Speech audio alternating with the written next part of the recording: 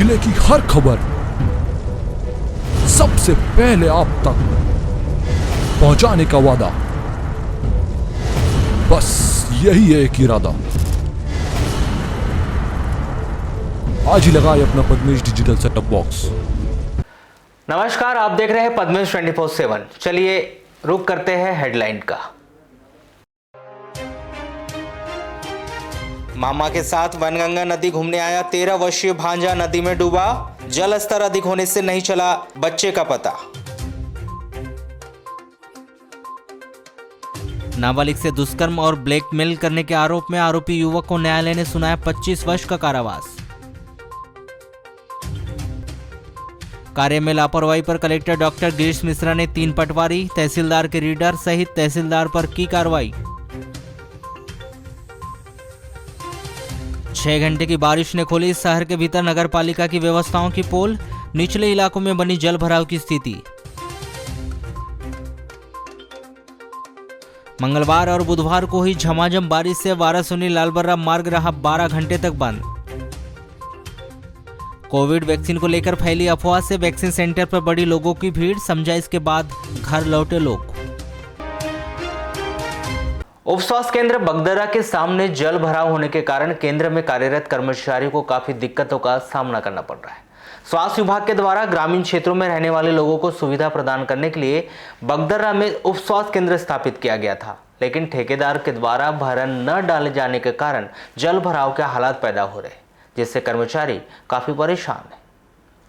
इस संदर्भ में मोबाइल पर चर्चा के दौरान एएनएम सुजीता कुमड़े ने बताया कि जनवरी 2019 में उप स्वास्थ्य केंद्र की स्थापना की गई थी, जहां वर्तमान में तमाम व्यवस्थाएं हैं, लेकिन वर्तमान में उप स्वास्थ्य केंद्र के सामने बड़े बड़े गड्ढे हो गए, जिसमें बारिश का पानी जमा हो रहा है, जिसके कारण जहां एक और उन्हें सर्वे में दिक्कतें आ रही है, तो वहीं मरीज भी उप स्वास्थ्य केंद्र आना पसंद नहीं कर रहे। उन्होंने कहा कि स्वास्थ्य विभाग से यही मांग है कि यहाँ की व्यवस्था को बेहतर बनाया जाए, ताकि स्वास्थ्य केंद्र की सुविधा ग्रामीणों को आसानी से मिल सके।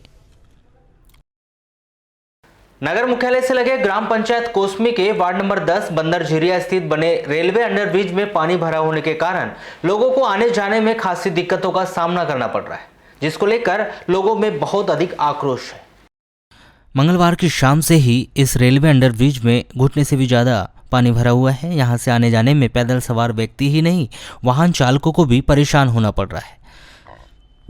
लोगों का कहना है कि यह रेलवे अंडरब्रिज जब से बना है तब से ही यहाँ अंडरब्रिज में पानी भरने की समस्या है, क्योंकि निर्माण किए जाने के दौरान ही पानी निकासी की अच्छी व्यवस्था नहीं बनाई गई, जिसके कारण पानी की निकासी नहीं हो पाती। मंगलवार की शाम को ही अंडरब्रिज से गुजरने के दौरान पानी भरा रहने के कारण मोटरसाइकिल से गिरकर एक व्यक्ति का पैर फ्रैक्चर हो गया। अरे गाड़ी से जा रहे थे, स्लिप हो गई, पानी पूरा भरा था। कल की स्लिप हो गई गाड़ी यहीं पुलिया के अंदर। आओ नहीं, बरसात से पूरा। हाँ हाँ हाँ, यहीं से करते हैं, पटरी से आओ फिर ऊपर न के यहाँ इसकी पूरी मरम्मत होना चाहिए। ये पानी गिरने से बहुत ज्यादा परेशानी हो रही है सर, बहुत तकलीफ होती है। बच्चे लोग भी स्कूल जाते हैं तो बहुत दिक्कतें होती है। आना जाना तो पुल के नीचे से करना पड़ा था सर, क्योंकि रेलवे मार्ग है, ऊपर से तो चल नहीं सकते। ये इस वजह से तकलीफें बहुत ज्यादा हो रही है। नहीं नहीं सर, ये तो हमेशा ही भरा हुआ रहता है। जैसे भी ये वही है, जितने यहाँ है पानी जितना भी बह रहा है, परिसर जो बना दिए हैं आने का, इसी पानी से यही आता है। इसका मार्ग अलग से ही नहीं पानी जाने का। ये पुल, इसका नाली वाली का परिसर अलग से बनाते हैं तो तकलीफें नहीं होती। अब इसका डायरेक्ट आप देखिए, यहीं से सर डायरेक्ट इसी पुल में आ रहा है। ये बच्चों को पढ़ने के लिए बहुत तकलीफ होती है, आते जाते रहते हैं। अभी तो सर बारी में ना बारी कल यहाँ पानी भरा हुआ रहता है। छोटे छोटे ये बच्चे हैं, स्कूल नहीं आ सकते, पटरी के ऊपर से चल नहीं सकते ट्रेन, और कंटिन्यू ट्रेन मालगाड़ियाँ यहाँ चलते रहती है। हम चाहते हैं कि ये पूरा यहाँ पानी बन रहा है, यहाँ पे सुविधा होना चाहिए। क्या है, शाम के टाइम में पीने खाने वाले रहते, जैसे हम लोग नाइट की शिफ्ट करके आते हैं 8-9 बजे हॉस्पिटल से, तब भी देखो तो इतने घुटने भर पानी से नहक के जाना पड़ता है हम लोग को। पूरी 2-3 साल हो गए सर, ये जब से ब्रिज बना है तब से। जब से ब्रिज बना सर, यहाँ पे यानी जो पानी रहता है वो पानी के लिए सुविधा निकास निकाली है, और कुछ भी यानी व्यवस्था बनाई है हम लोग के लिए। जी सर। वार्ड वासियों ने बताया कि यहाँ जो नाली बनी है वह गलत तरीके से बनाई गई, जिसके कारण यहाँ पानी भरने की समस्या बनी रहती है। वहीं रेलवे अंडरब्रिज से भी पानी निकासी की सही व्यवस्था नहीं बनाई गई। परेशानी भाई साहब इतना है कि ये जो रेलवे ब्रिज बना हुआ है, जो देख रहे हैं, रेलवे ब्रिज में विगत जब से बना है तब से यहाँ पानी जमा हो जाता है। निकासी का कोई साधन नहीं है। जो नाली बनी है वो गलत तरीके से बनी हुई है, जिसके कारण पानी नहीं जाता। तो परंतु कई बार हमने इसकी शिकायत ग्राम पंचायत में भी की है, रेलवे में भी की है, और अभी वर्तमान में हमारे यहाँ पे पट्टा वितरण कार्यक्रम था, वहाँ कलेक्टर साहब आए हुए थे। हमने कलेक्टर साहब को भी इसकी शिकायत की कि सर यहाँ पे पानी जमा हो जाता है, साल भर पानी रहता है, जिसके कारण से यहाँ आने-जाने में तकलीफ होती है। बाजू में आंगनबाड़ी है, स्कूल है, छोटे-छोटे बच्चे हैं, उनको सबको आने-जाने में तकलीफ रहती है। जैसे कि देख लीजिए वो गाड़ी आ रही है, वो गाड़ी कम से कम पूरी आधी चक्के से ज़्यादा भर चुकी है। एक गाड़ी निकलेगी, आप देख लीजिए, वहाँ से आने-जाने में इतनी तकलीफ हो रही है कि कोई नहीं आ सक रहा है ना जा सक रहा है। आज तो हम सुबह से घर से नहीं निकले, क्योंकि इतना पानी भरा हुआ था कि गाड़ी 2-3 लोगों की गाड़ी बंद हो गई, 2-3 लोग गिर चुके हैं वहाँ पे। गलती यहाँ पे रेलवे के जो ठेकेदार है और रेलवे प्रशासन की गलती है, क्योंकि उन्होंने बगैर नक्शा, बगैर प्लान के, हम सब लोगों ने उनको बोले थे कि नाली सीधी बनाया जाए, उन्होंने पुल को घुमा के टेढ़ा कर दी है और नाली को भी टेढ़ी कर दी है, जिसके कारण पानी सही निकासी नहीं हो रहा है और पानी रिवर्स आ रहा है। 15 सितंबर से प्रदेश सरकार के निर्देश पर डेंगू पर प्रहार अभियान चलाया जा रहा है, जिसके तहत नगर पालिका एवं स्वास्थ्य विभाग के अमले के द्वारा नगर के विभिन्न जगहों पर निरीक्षण किया जा रहा है। नगर मुख्यालय में डेंगू से एक युवक की मौत के बाद कलेक्टर डॉक्टर गिरीश कुमार मिश्रा औचक निरीक्षण करने बूढ़ी पहुंचे, जहां उनके द्वारा सीएमएचओ, मलेरिया अधिकारी और नगर पालिका सीएमओ को डेंगू से बचाव के लिए डोर टू डोर सर्वे कर नागरिकों को जागरूक करने के निर्देश दिए हैं। इस दौरान उन्होंने पहले से ही इस ओर ध्यान नहीं दिए जाने को लेकर संबंधित विभाग के अधिकारियों पर नाराजगी भी जाहिर की। मुख्य चिकित्सा एवं स्वास्थ्य अधिकारी डॉक्टर मनोज पांडे ने बताया कि डेंगू पर प्रहार कार्यक्रम के अंतर्गत नगरपालिका प्रशासन, स्वास्थ्य विभाग तथा राजस्व का अमला मिलकर आवश्यक साफ सफाई कर डेंगू पर रोकथाम लगाने का प्रयास कर रहे हैं। लोगों से निवेदन किया जा रहा है कि घरों में जहां भी पानी जमा होता है उस पानी को नष्ट कर दे, जल जमाव की स्थिति न होने दे। माननीय मुख्यमंत्री जी ने आह्वान किया है कि डेंगू पर प्रहार कार्यक्रम के अंतर्गत हमारा जो नगरीय प्रशासन है, स्थानीय नगर पालिका एवं स्वास्थ्य विभाग तथा राजस्व का अमला, ये सब मिल करके आवश्यक साफ सफाई का यहाँ प्रयास कर रहे हैं। और लोगों से मैं इस मामले पर निवेदन करूंगा कि आपके घरों में जहाँ पर साफ पानी जमा होता है, जैसे नारियल का टूटा हुआ हिस्सा बचा रहता है या पेंट के ये डब्बे आपके घर में पड़े रहते हैं, यहाँ कूलर में पानी जमा होता है अथवा आपके छत में पानी जमा है, तो इस पानी को कृपया नष्ट कर दें, अलग कर दें, वहाँ पर जल जमाव की स्थिति ना होने दें। इतना व्यक्ति अपने घर में काम करे, बाकी जो रोड में और यहाँ पर जो पानी का जल जमाव है, इसके लिए हम प्रशासन उसको पूरा करेगा। मैं आपके माध्यम से समस्त जनता से निवेदन करना चाहूंगा कि अपने घर में सब साफ पानी का जो जमा, जैसे टंकियों में पानी जमा है लेकिन टंकी का पानी उपयोग नहीं हो रहा है, उसमें अगर ध्यान से देखेंगे तो वो नीचे जंतु दिखेंगे, वो डेंगू के संभावित लार्वा हो सकते हैं, तो उस पानी को, ऐसे पानी को घर में जमा ना होने दें। नहीं, पानी में मच्छर पनपता है और मच्छर से ये फैलता है। नगरपालिका सीएमओ सतीश मसेनिया ने बताया कि कलेक्टर के निर्देशन में पूरे जिले भर में इस प्रकार की कार्यवाही की जा रही है। नगरपालिका के प्रशासन द्वारा विशेष निर्देश दिए गए हैं, कहीं पर भी पानी का जमाव न होने दिया जाए, जिससे कि डेंगू की समस्या उत्पन्न हो। माननीय कलेक्टर महोदय के निर्देशन में पूरे जिले भर में इस प्रकार की कार्रवाई की जा रही है, तो उसी तारतम्य में नगरपालिका परिषद बालाघाट में भी माननीय कलेक्टर महोदय एवं माननीय प्रशासक महोदय नगर पालिका परिषद बालाघाट के द्वारा यहाँ पर विशेष निर्देश दिए गए हैं कि कहीं पर भी पानी का जमाव ना हो, विशेषकर फ्रेश पानी का, और पुराने पानी में केमिकल डालकर उनके बैक्टीरिया वायरस को मारा जा सके, उनके लार्वा को मारा जा सके, जिससे कि डेंगू की समस्या इस प्रकार की यहाँ पर उत्पन्न ना हो। जैसा कि अभी देखा गया कि कल एक डेंगू के जो पेशेंट थे उससे प्रभावित हुए और उनकी मौत हो गई। तो सर इसी बात पर गंभीरता बरतने के लिए हमसे कहा जा रहा है कि आप 33 वार्डों में 33 टीम लगाइए, पूरी नगर पालिका का अमला घर घर जाएगा, एक एक घर में जाकर उनको अवेयर करें, जनता को अवेयर करें कि आप अपने यहाँ पे अपनी छत को चेक कर लें, आसपास के एरिया को चेक कर लें कि कहीं पर पानी का जमाव तो नहीं हो रहा अनावश्यक पानी का, जिससे कि उसमें लार्वा पनपे और ऐसा ना हो कि यहाँ पे डेंगू आए। तो इसी तारतम्य में कल माननीय कलेक्टर महोदय के द्वारा यहाँ वार्ड नंबर 13 में समता भवन में आए थे और यही इसी प्रकार के निर्देश हम लोगों पर देकर गए हैं। वारासोनी थाना क्षेत्र के अंतर्गत आने वाले ग्राम बड़गांव में एक व्यक्ति ने अपने दामादों के साथ मिलकर अपने छोटे भाई और उसके 2 बेटों को कुल्हाड़ी से मारकर गंभीर रूप से घायल कर दिया। 15 सितंबर को सुबह 6 बजे करीब यह वारदात घरेलू विवाद के चलते हुई। घटना में 2 घायल लेखराम मड़ावी 60 वर्ष और उसका बेटा बुधराम मड़ावी 40 वर्ष को जिला अस्पताल बालाघाट में भर्ती किया गया है। इस मामले में वारासोनी पुलिस ने सूरजलाल मड़ावी के द्वारा की गई रिपोर्ट पर किशन मड़ावी सहित 3 लोगों के विरुद्ध हत्या का प्रयास करने के आरोप में अपराध दर्ज कर विवेचना शुरू की है। प्राप्त जानकारी के अनुसार 14 सितंबर की शाम को लेखराम मड़ावी की 3 बहू तुरजाबाई, शशिकला और सोनू का किशन मड़ावी के साथ घरेलू विवाद के चलते जमकर झगड़ा हुआ था और बाद में शांत भी हो गया था। 15 सितंबर को लेखराम ने अपने बड़े भाई किशन मड़ावी को एक दिन पहले ही झगड़े के विषय में बात कर रहा था, तभी किशन मड़ावी अपने 2 दामादों के साथ कुल्हाड़ी लेकर आया और लेखराम और उसके बेटे बुधराम पर कुल्हाड़ी से वार करने लगा। इसी दौरान लेखराम का बेटा सूरजलाल भी आया तो उसे भी कुल्हाड़ी से मारपीट करने लगे। लेखराम और उसके 2 बेटे कुल्हाड़ी के वार से घायल हो गए। बीच बचाव के बाद तीनों घायल लेखराम और उसके दोनों बेटों को वारासोनी के अस्पताल लाकर भर्ती किया गया था, जहां से गंभीर रूप से घायल लेखराम और उसके बेटे बुधराम को वारासोनी के अस्पताल से जिला अस्पताल बालाघाट रेफर किया गया। लालबरा नगर मुख्यालय के मुख्य मार्केट में स्थित आशु तंबाकू एवं किराना दुकान में 14 सितंबर को शाम 4:30 बजे 2 अज्ञात चोरों ने राष्ट्रीय गुटखे की बोरी पर हाथ साफ कर लिया, जिसके पश्चात दुकान संचालक अमोली निवासी मोहम्मद इरफान कुरैशी की रिपोर्ट पर 15 सितंबर को पुलिस ने अज्ञात चोरों के खिलाफ अपराध दर्ज किया है।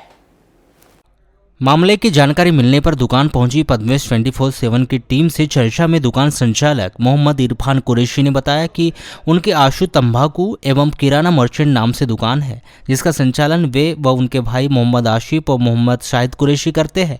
14 सितंबर को उन्होंने प्रतिदिन की तरह सुबह 9 बजे दुकान खोली। इसके पश्चात शाम 4 बजे दुकान के पीछे वाले हिस्से में 2 अज्ञात लोग आए, जिसमें से एक व्यक्ति ने दुकान पर काम करने वाले नंद किशोर से 500 रुपये की चिल्लर मांगी और बात करने लगा। दूसरा व्यक्ति भी वहीं खड़ा रहा। फिर कुछ समय बाद दोनों लोग वहां से गायब हो गए। दुकान में अभी दुकान से पीछे से कोई 2 लड़के आए अनजान। कितने समय की बात है? 4:15 बजे। फिर पीछे से आए, थोड़ा देखे, चिल्लर विल्लर लिए और मौका देखे बोरी लेके। दुकान में उस समय कोई नहीं था? दुकान में सामने थे, पीछे साइड कोई। आपको जानकारी कैसे लगी आपको फिर चोरी हो गया? फिर रात में जब सामान दुकान पैक करे तो गिनती का सामान है, महंगे का सामान है, मिला है तो एक बोरी कम गया। फिर अपना दुकान की सीसी कैमरा फुटेज देखे, उससे समझ में आया कि हमारी दुकान के सामान चोरी गया करके। कब की घटना है? भगते मंगलवार के दिन की 4:15 बजे। फिर आपने आज FIR की है? क्या लग रहा है आपको, किसका हाथ होगा, कुछ मालूम है? 2 लड़की है, फुटेज तो आप देख नहीं पाए क्या? नहीं देख पाए। लालबरा मुख्यालय से लगभग 16 किलोमीटर दूर कंजई से उगली पहुंच मार्ग पर स्थित ग्राम भांडामुरी के सूखा नाला के पास 15 सितंबर को दोपहर 2:30 बजे उगली की ओर से आ रही अज्ञात सफेद रंग की कार के चालक ने TVS एक्सल मोटरसाइकिल को सामने से टक्कर मार दी और फरार हो गया। इस दुर्घटना में मोटरसाइकिल सवार जाम निवासी 60 वर्षीय अब्दुल रजाक खां को गंभीर चोटें लगने से मौके पर ही मौत हो गई। वहीं मोटरसाइकिल में सवार जाम निवासी 62 वर्षीय हरिचंद तांडेकर बुरी तरह से घायल हो गया। इस दौरान अब्दुल रजाक खां की मौत हो गई एवं घायल हरिचंद तांडेकर को सामुदायिक स्वास्थ्य केंद्र लाया गया, जहां पर गंभीर रूप से घायल हरिचंद तांडेकर को प्राथमिक उपचार के पश्चात जिला चिकित्सालय रेफर कर दिया गया एवं मृतक के शव का पोस्टमार्टम कर शव परिजनों को सौंप दिया गया है। ये क्या रेगुलर बाजार जाते थे, बाजार कपड़े का काम था, तो आज बुधवार होने की वजह से रेखा बाजार जा रहे थे। सूखा नाला के पास में पुली रोड पर हमें 2:30 बजे के आसपास फ़ोन आया कि उनको एक्सीडेंट हो गया है। तो हम जैसे ही पहुँचे तो देखे तो काफ़ी ब्लडिंग होती है, तो उस टाइम तक उनका दम निकल चुका था। कितने बजे की घटना है? ये लगभग 1:30 से 2 बजे के बीच की बात है। तो पुलिस विभाग कब आए थे इसमें? पुलिस विभाग को वहाँ जो भी लोग थे मौके पे उन्होंने बताया कि हमने तुरंत कॉल कर दिया था 100 नंबर को भी और 108 को भी, लेकिन बोले कि कम से कम 1.5 घंटा हो गया, अभी तक दोनों गाड़ियाँ नहीं पहुँच पाई। उसके बाद फिर मैंने तुरंत वहाँ थाने में फ़ोन किया तो पता चला कि बोले यहाँ से गाड़ियाँ निकल गई हैं। लगभग तुरंत तत्काल अगर गाड़ियाँ मौके पे पहुँच जाती तो जान बचाई जा सकती थी। ब्लडिंग की वजह से, ज़्यादा ब्लडिंग होने की वजह से जान चलेगी। तो कितने लोग घायल हुए थे इस दुर्घटना में? एक तो मृत हुई और दूसरा एक घायल हुआ है, इसकी हड्डी फ्रैक्चर है, उसको बालाघाट रेफर किया गया। ग्राम भांडामुरी के सूखा नाला में एक एक्सीडेंट हुआ है, जिसमें एक की मृत्यु हो गई और एक गंभीर हालत में, जो मौके पर 100 डायल 108 भी पहुंची थी और उसे अस्पताल लेकर लाया गया था, जिसमें जो मृतक है ग्राम जाम का रहने वाला है। अब्दुल रज्जाक उम्र करीबन 60 वर्ष का है और उसका साथ में हरीशचंद तांडेकर जी थे। ये दोनों कपड़े का व्यवसाय करते थे। दोनों एक साथ एक्सल टीम में बाद नमाज के अपने बाज़ार सरीका बाज़ार जा रहे थे। कंजे नेवर गाँव भांडा मर्जी होते थे। जैसे ही सुपर नाला के पास पहुँचे तो सामने उगली की तरफ से 4 व्हीलर सफ़ेद रंग की गाड़ी इनको सामने से ठूस मार के भाग गई, जिससे दोनों गंभीर हालत में। लालबरा मुख्यालय से लगभग 6 किलोमीटर दूर पर स्थित ग्राम पंचायत बोरी निवासी 50 वर्षीय महिला फरीदा अली पति स्वर्गीय शहजाद अली ने 15 सितंबर को अल सुबह लगभग 4:30 बजे अपने घर में फांसी लगाकर आत्महत्या कर ली। इस घटना की सूचना मिलने पर पुलिस विभाग के अधिकारी घटनास्थल पर पहुंचकर कार्यवाही की गई। पुलिस से प्राप्त जानकारी के अनुसार मृतिका बोरी निवासी फरीदा अली के पति शहजाद अली की इसी वर्ष अप्रैल माह में कोविड से मृत्यु हो गई है। परिवार में मृतिका एवं उनकी 14 वर्षीय लड़की बुशरा अली है, जो आटा चक्की चलाकर अपना गुजर बसर करती थी। 14 सितंबर की रात्रि में दोनों माँ बेटी खाना खाकर सो गए, जिसके पश्चात 15 सितंबर को सुबह 6 बजे बेटी बुशरा अली सोकर उठी तो देखा कि उसकी माँ हॉल के बाजू वाले कमरे में फांसी पर लटकी थी। यह देखकर वह घबरा गई और उसने पड़ोसी के लोगों को जाकर बताई एवं जब लोगों ने जाकर देखा तो फरीदा अली घर के अंदर कमरे में दीवार में रस्सी बांधकर फांसी पर लटकी थी। ये घटना ऐसी घटी है, ये मम्मी होती है मेरी, और अभी कुछ क्षण पहले ही क्या कहते हैं अप्रैल के माह में मामा की डेथ हुई और उनकी डेथ जो हुई है वो कोरोना से हुई है और उनको अभी तक के गवर्नमेंट की तरफ से कोई मुआवजा नहीं मिला पाया है और कुछ नहीं हो पाया। और जो मम्मी थी और इनकी एक 13 साल की बच्ची, ये दोनों डिप्रेशन में जाने के रीज़न से ना बोलते थे ये ढंग से किसी से, ना खाते थे, यानी बहुत अजीब ही टाइप से, यानी डिप्रेशन में जिस प्रकार से जाते हैं वो था इनका। आजू बाजू वाले रिश्तेदार जितना सहयोग कर सके करें और उनकी समझ के परे हो गया। जब अधिक मात्रा में डिप्रेशन बढ़ गया तो आज उन्होंने क्या कहते हैं ये हरकत कर ली। करते क्या थे ये देखा जाता? करते कुछ नहीं थे, सिर्फ एक आटा चक्की मामा ने खोल के दिए थे, वो भी 2-4 दिन में चलाए हैं, नहीं तो बंद पड़ी है। काम धंधे जीरो, क्या करना है क्या नहीं करना है इस बारे में उनको कुछ समझ में ही नहीं आ रहा था। मेरी बच्ची का क्या होगा, कैसा क्या होगा, चिंतित रहना हमेशा, चिंतित रहना, कुछ बोलना नहीं। ये बोल रहे हैं आके बोलो बताओ, तो कुछ बोलते ही नहीं थे। यानी अपने मामा के साथ वैनगंगा नदी का पानी देखने गया एक बालक पानी में डूब गया, जिसकी तलाश में देर रात तक पुलिस जुटी रही, लेकिन पुलिस और एसडीआरएफ टीम को कामयाबी हाथ नहीं लग पाई। वैनगंगा नदी में डूबे बालक का नाम ग्राम गर्रा वार्ड नंबर 17 निवासी 13 वर्षीय विनय पिता संजय सिलेकर बताया गया, जिसकी नदी में डूबने से मौत होने की आशंका जताई जा रही है। हालांकि देर रात तक की गई खोजबीन में वारासोनी पुलिस और एसडीआरएफ की टीम को बालक का कुछ पता नहीं चल पाया, जिसके चलते गुरुवार सुबह पुनः बालक की खोज की जाएगी। प्राप्त जानकारी के अनुसार गर्रा वार्ड नंबर 17 निवासी संजय सिलेकर का एक पुत्र और एक पुत्री है, जहां विनय सिलेकर बड़ा पुत्र है। बताया जा रहा है कि संजय सिलेकर के बड़े भाई अजय सिलेकर के घर भमोड़ी निवासी उसका छोटा साला सत्येंद्र 3 दिन पूर्व आया था। बुधवार की शाम 4 बजे वह विनय को लेकर घूमने गया था, जहां दोनों मामा भांजे वैनगंगा नदी रेलवे पटरी स्थित पुराने पुल के पास नदी के किनारे गए हुए थे, जहां पैरों में मिट्टी लग जाने पर दोनों पैर धोने के लिए पानी के किनारे गए थे। इसी दरमियान विनय फिसलकर अनियंत्रित होकर वैनगंगा नदी के पानी में गिर गया। हादसे के तुरंत बाद उसके मामा सत्येंद्र ने आवाज लगाकर लोगों को बुलाया, जहां खोजबीन के बाद भी विनय का कुछ पता नहीं लग पाया, जिस पर उन्होंने इसकी सूचना घर वालों को दी। जहां विनय के घर वालों ने मामले की सूचना पुलिस कंट्रोल रूम में दी। सूचना मिलने पर मौके पर पहुंची वारासोनी पुलिस और एसडीआरएफ की टीम मौके पर पहुंचकर देर रात तक विनय को वैनगंगा नदी के पानी में तलाशती रही, लेकिन अंधेरा होने के चलते घंटों की गई मशक्कत के बाद उन्हें विनय का कुछ पता नहीं चल सका। पुलिस के द्वारा गुरुवार की सुबह पुनः तलाशी ली जाने की बात कही जा रही है। करीब 7 बजे हमें 100 डायल से सूचना मिली है कि एक 12 साल का बच्चा वैनगंगा नदी रेलवे ब्रिज के नीचे पानी में बह गया है। सूचना पर मैं वाराणसी पूरी टीम के साथ में मौके पर आया हूँ। यहाँ के पता किया है तो एक 12 साल का बालक और उसके साथ में उसका मामा 17 साल का है। दोनों गर्रा से नदी देखने के लिए शाम 5 बजे करीब आए थे। रेलवे पटरी पैदल आए और यहाँ किनारे उनके पाँव कीचड़ वाले होने से वो धोने के लिए पानी में गए। जो 12 साल का बालक यहाँ पर बह जाना बताया गया है। मामले को संज्ञान में लिया, उसमें गुलिस्तान कायम किया है और रेस्क्यू टीम को भी हमने मौके पर बुला लिया, क्योंकि अभी अधिक रात होने से अभी सर्चिंग नहीं हो पा रही है। अब सुबह 6 बजे से सर्चिंग की जाएगी। अभी बालक का कोई पता नहीं चला है। वारासिवनी मुख्यालय सहित आसपास के क्षेत्र में सोमवार मंगलवार की रात में तेज बादल गरज के साथ झमाझम बारिश हुई, जिससे नगर एवं ग्रामीण क्षेत्र तरबतर हो गए। इस बारिश से किसानों को काफी राहत मिली है, साथ ही नदी नालों में बाढ़ भी आ गई एवं खेतों में भी पर्याप्त पानी हो गया है। मंगलवार की रात में हुई तेज बारिश से वारासिवनी लालबर्रा मार्ग पर स्थित टोंडिया नाले के ऊपर 2 से 3 फीट पानी बह रहा है। उसके बावजूद भी राहगीर, यात्री, विद्यार्थी अपनी जान जोखिम में डालकर पुल पार कर रहे हैं।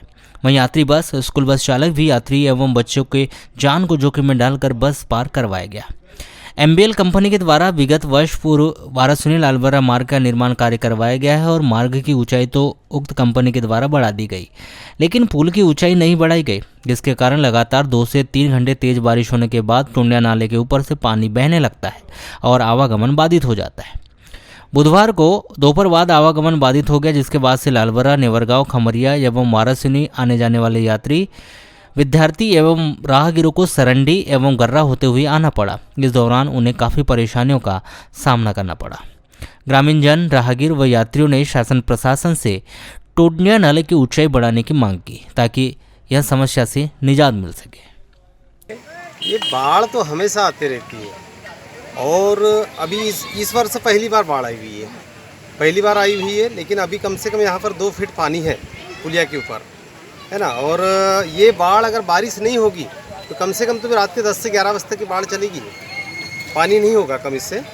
और आप देख रहे हैं यहाँ की समस्या देख रहे हैं, पब्लिक इस तरफ रुकी हुई है, उस तरफ रुकी है, यानी मार्ग जो है अवरुद्ध हो चुका है। मतलब इधर की पब्लिक उधर नहीं जा पा रही, वहाँ की इधर नहीं आ पा रही। अच्छा, ये जो परेशान राहगीर है, अच्छा, यात्री वाहन के, इनको जाना पड़े तो कहाँ से कोई वैकल्पिक मार्ग इनके लिए वैकल्पिक मार्ग एक तो इनको फिर लालबर्रा वाले व्यक्ति को, लालबर्रा की ओर से जो आ रहे हैं वो लालबर्रा से बालाहाट होती हुई वारासिवनी आएंगे, या फिर एक बाईपास रोड यहाँ से आपके नेवरगांव से आपके कोपे और तुमाड़ी से आता है।